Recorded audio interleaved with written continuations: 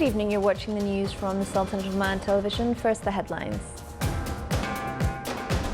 Iran fires up advanced centrifuges to boost its enriched uranium stockpiles.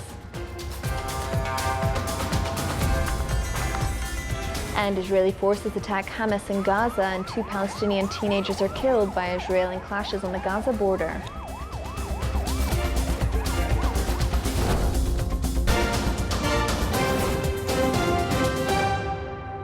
Those are the headlines, and now for the news in detail.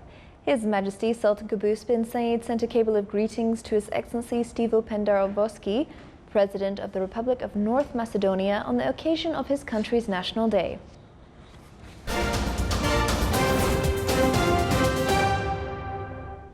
Iran said today it has fired up advanced centrifuges to boost its enriched uranium stockpiles in the latest scaling back of commitments under a crumbling 2015 nuclear deal. The Islamic Republic was acting on a threat to further abandon its nuclear commitments based on a deadline it set for European powers to do something to shield it from US sanctions. The country's Atomic Energy Organization said it had activated 20 IR-4 and 20 IR-6 advanced centrifuges. Under the 2015 Joint Comprehensive Plan of Action, Iran was allowed to enrich uranium using only first generations or IR-1 centrifuges. Tensions have been escalating between Iran and the United States since May last year, when President Donald Trump pulled out of the accord and began reimposing sanctions that have crippled its economy. Britain, France, and Germany have repeatedly said they are committed to saving the deal that gave Iran relief from sanctions in exchange for curbs on its nuclear program, but their efforts have so far borne little fruit. Israeli forces attacked Hamas positions in Gaza after rockets fired from the Palestinian enclave hit the Jewish state. The exchange came hours after 2 Palestinian teenagers were killed by Israeli fire during clashes on the Gaza border. The army said yesterday that 5 projectiles were launched from the Gaza Strip towards Israel, and they hit open fields in southern Israel. In response, an aircraft and tanks struck a number of Hamas military targets in the northern Gaza Strip, including a post and military positions. A Hamas security source said there was no casualties resulting from the Israeli strikes. During border clashes yesterday, 2 Palestinians aged 14 and 17 were shot dead by Israeli forces, and another 46 Palestinians wounded. Opposition Labour Party leader Jeremy Corbyn said today that British lawmakers are preparing legal action in case Prime Minister Boris Johnson tries to defy legislation compelling him to seek a further delay to Brexit. An opposition bill would force Johnson to ask the European Union for an extension to Britain's departure to avoid an October 31st exit without a transition deal. Was approved by Parliament's appointed upper chamber, the House of Lords, yesterday. Queen Elizabeth is expected to sign it into law on Monday. Johnson, a leader of the campaign to leave the EU during the 2016 Brexit referendum, took office in July after Conservative Party predecessor Theresa May quit following 3 failed attempts to get a deal with Brussels through Parliament. Separately today, the British Chambers of Commerce said a concerningly high number of firms in the country are not ready for a no-deal Brexit. A powerful typhoon slammed into South Korea earlier today, killing at least 1 person and disrupting power to 57,000 households before turning towards North Korea. Typhoon Ling struck the island of Jeju and southern port cities overnight, knocking out power and damaging buildings as it moved north at 49 kilometers per hour.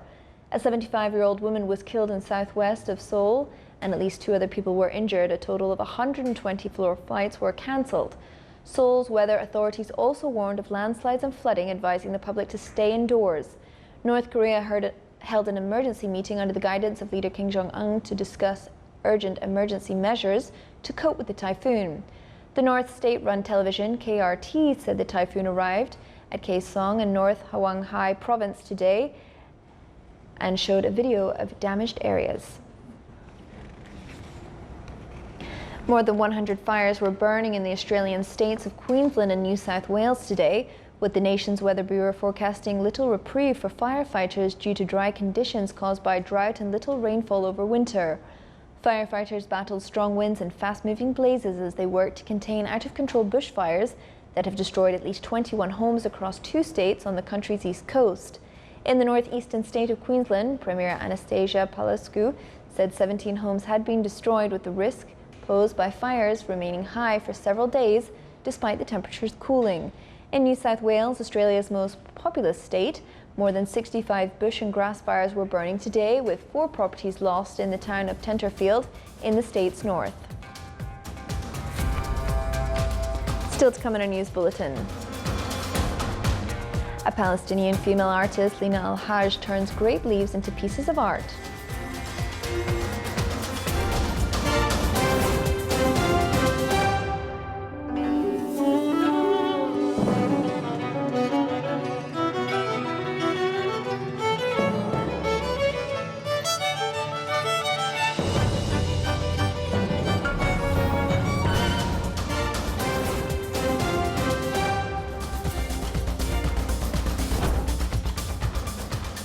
Welcome back to the news from the Sultanate of Oman television.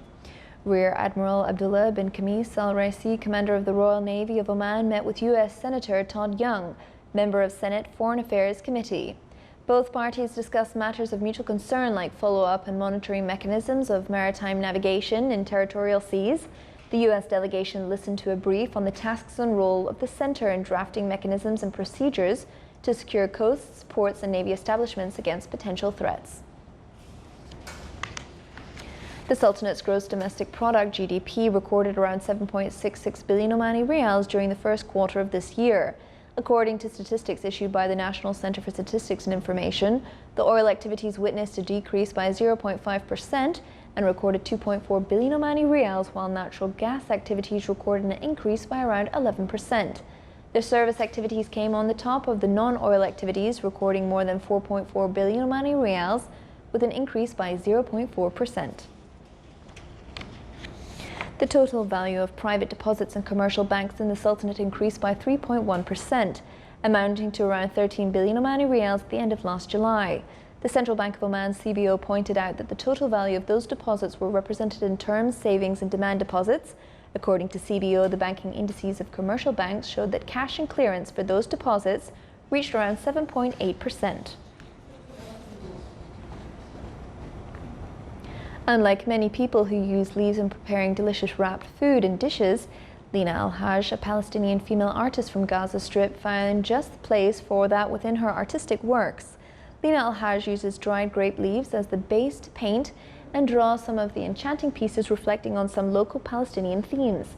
The artist picks the leaves from her family garden for food, keeps the bigger leaves for herself and puts in a book for days until they dry. Lina Al-Haj uses acrylic colors in her paintings and posts her work on the social media, where she has been recognized and encouraged to pursue and nurture her talents.